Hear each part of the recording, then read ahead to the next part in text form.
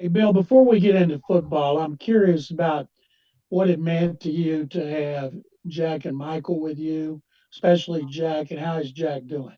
Yeah, that was cool. That was cool. I saw last night where a lot of the guys, coaches and GMs, families were represented on the telecast, and so Colleen and I felt like that was a good way to really thank um, the healthcare workers and the frontline medical people that are dealing with coronavirus, which is football is so secondary to what's going on in the world right now. But so we wheeled him out here, and he woke up, which was cool. And Michael loves it. Michael's been in here the whole time, listening to all these discussions, and Jack's doing great. Jack's day to day, every day is a struggle, but he's hanging in there. Thank you for asking, John. Can I ask you one more thing right quick? Before you made that last pick, it was you. They showed you on TV. You seem to be very agitated. You have a trade fall. Did you have a trade fall through with Detroit? No, we were messing with the Zoom. We were messing on the Zoom with myself and Easterby and all the guys. No, nothing agitated. I did. So I thought the camera's on the whole time. I don't know. We were just messing around on the Zoom. We're on the back patio here. We've done a lot of business on the back patio over the last couple months. Berman? Bill Ross talked a few days ago about having worked out with you at NRG, spending a day with you. Did you think at that point he was a guy you wanted to get in this spot if he was there, or is that what you've been thinking all along? Yeah, he was a guy that yeah, you're exactly right. We felt like he would be there at 40. We felt like that if he wasn't there at 40, we felt there was a good chance he would be drafted in the first round. And when we went to bed last night, we were happy, because this is a guy that, like you said, he came in to visit with us. Had a really one of the things that we did with him on the visit is he was in front of the whole coaching staff, and that's hard. There's 20 coaches around the room, and he's in the middle there, and he answered all the questions and did a great job. Very impressive guy. He worked out a little bit. Just a real impressive guy. So we were thrilled to be able to draft him when we did there at 40. Aaron Wilson? Hey, Bill, when you were able to get Laremy Tunsil done, that's something you guys have been working on for a long time, kind of the culmination of trading for him. What did that mean to you to get that finished long term? And if you could also give us a comment after that on Jonathan Greenard and what you hope for him in the pass rush. Yeah, we've been working hard with LT over the past, probably I'd say month and a half to try to get something done. He represented himself. He had a great team of people around him that we also communicated with. One thing I really would like to make clear is when you make that particular trade where we traded for Laremy and Kenny Stills, in order for to work out a contract within the trade, the other team has to allow you to do that. Otherwise, you can't do the trade. So, we had a choice to make there. And we knew one way or the other, whether we did the contract during the trade or post trade like we did, we knew that Laremy Tunsil was going to get paid because we feel like he is the top left tackle in the National Football League. So, we went ahead and we made that trade to make our team better. And we had a good year with Laremy. There's a lot of things that he's going to be more comfortable with within our offense this year. He's going to be a better player this year. Played very well for us. Our sack total dropped about 20 to 25 from the previous year with him in the lineup. We had a great negotiation with Laremy. He was very honest. We were very honest, very upfront. Jack Easterby was very instrumental in the negotiation with Laremy and his team. And earlier today, we were able to come to an agreement, and we're thrilled. We're thrilled to have Laremy Tunsil on our team. He's a great guy. He's really committed to the Houston Texans. He's committed to the city of Houston. He understands how important it is to be, out in front relative to all the things we can do to help the community in Houston. So we're thrilled. On John Grenard, we studied John a lot, just like we studied Ross. I mean, one of the things that both these guys bring, John brings, is toughness, He brings football intelligence. He's he's a hungry guy. I think he falls into that category of dependable, tough, and smart. I think Ross falls into that category too. So I think we've got two guys that are going to walk into the locker room. They're going to put their head down. They're going to go to work, and they're going to know that they're coming into a good football team, and they're going to be ready to go. Christy? Hi, Bill. How much do you think that 1 year at Florida helped Jonathan in his development? Say that again. You were breaking up a little bit, Christy. Sorry. How much do you feel like that 1 year at Florida helped Jonathan in his development? Yeah, I mean, I don't know. I guess you'd have to ask him. I'm not sure. I'm sure it, it helped quite a bit. I mean, when you go into a program like that and, you're coached the way you were coached and you're a part of a team like that, I think that, that's always a big part of your experience in your football journey. But I would say that's probably a better question for him. It's a great question. But, I'm sure it was a big part of his, like I said, his football journey.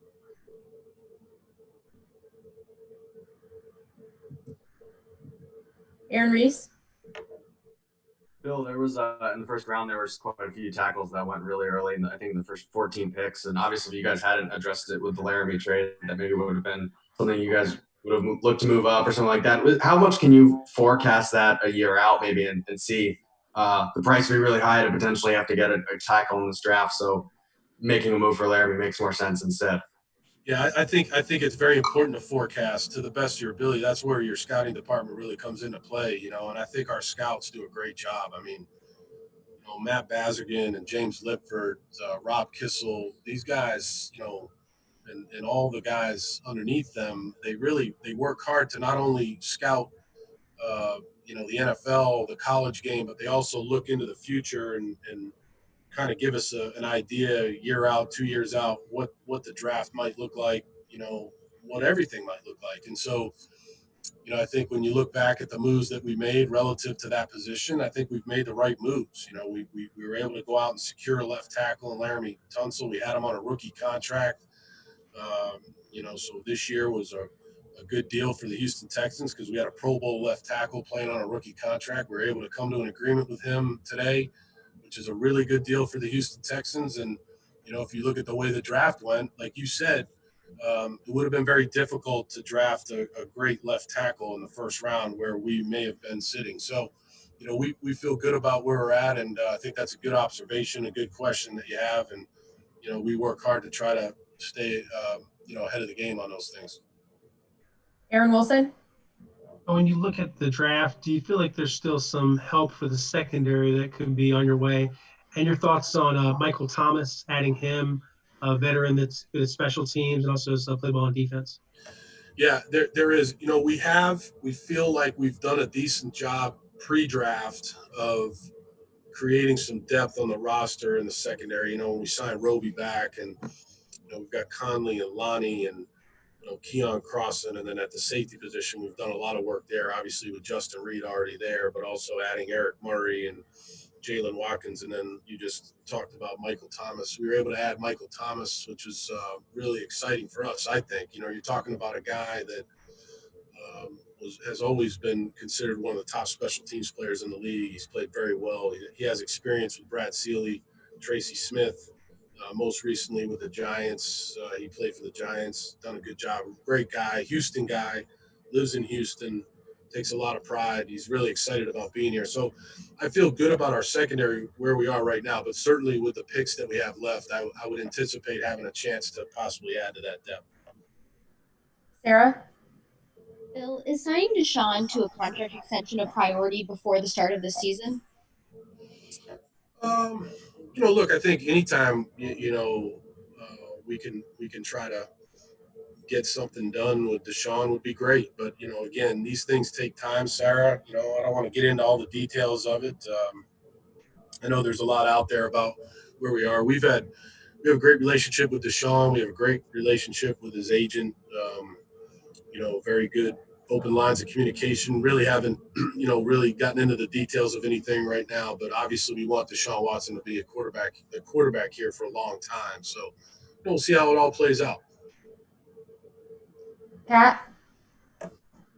Bill, I know you still have work to do in the draft, but how important was it to, because I know you met with both Jonathan and Ross, but how important was it to get hands-on with both of those before the COVID shut down everything for those face-to-face meetings? Yeah, that was big. I mean, to be able to get, Ross Blacklock in the building, we had him in the building. We were able to, do a little workout with him. We were able to, interview him. Really important. And then our scouts were able to work with Grenard, pre coronavirus. So I think that's very important. Now, I'm looking to the side right here of the Zoom meeting with you guys is the draft board, and that's really what we did. We followed that draft board to a T, and as it went down, it's hard to see a lot of good players going off the board, but when we had Ross there after the first round, and then we had John Grenard there at 90, we felt good about the work that the scouts had done, the work that the coaches had done, and we're excited about where we are right now. McLean?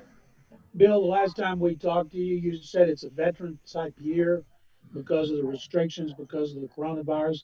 How hard is it going to be, not just for your rookies, but all rookies, to develop, considering they don't have the on-field coaching that all other rookies have had throughout history? I think it's going to be very hard. I think that one of the things that our staff does a good job of over the years is the assistant coaches do a great job of developing players. You think through the years of some of the guys that we've been able to develop, a lot of that had to do with the off-season program, had to do with, the fact that you could work with rookies for 5 or 6 weeks before training camp and really, indoctrinate them to the culture of your organization, of your team, and then also obviously work with them on the field. You're not going to have that, so you're going to have to rely on these guys. And then these two guys that we drafted tonight, I really feel like we have two really mature guys that are going to really understand. Hey, we better show up in shape and be ready to go. Because we're playing in a defense with J.J. Watt and Whitney Merciless, Bernard McKinney, Zach Cunningham, Brandon Dunn, and all the others. So I think these guys know, like, hey, we better stay in shape here and be ready to go. But I think it's going to be a very difficult season for rookies to just jump right in, be ready to go. We'll take a couple more, Coach. Brandon? Hey, look, Daddy. Brandon? Okay. Brandon, we can't hear you, so your internet's messed up again. Aaron Wilson? Yeah, hey, Bill. When you look at the defensive side of the football and where your pass rush stacks up, where would you envision Jonathan lining up primarily, at least getting him started when you're able to get on the field, hopefully at some point? Good question. I mean, I think that, with Weave and what we've done with Rack, I think if you're talking base defense, I think he'd probably be at the outside backer. I think he'd be at a Sam. You'd be able to play at a Sam. But I also think he can go to the open side and play a 5 technique. He's got size. He's got strength. And then when you get to sub defense, it's just anywhere, Aaron. You know what I mean? Like if we're in an odd front or we're in an even front, where could he be? Could he be standing up? Could he be walking around? I mean, I think at his core, he's an outside linebacker, but I do think he can do a lot of different things.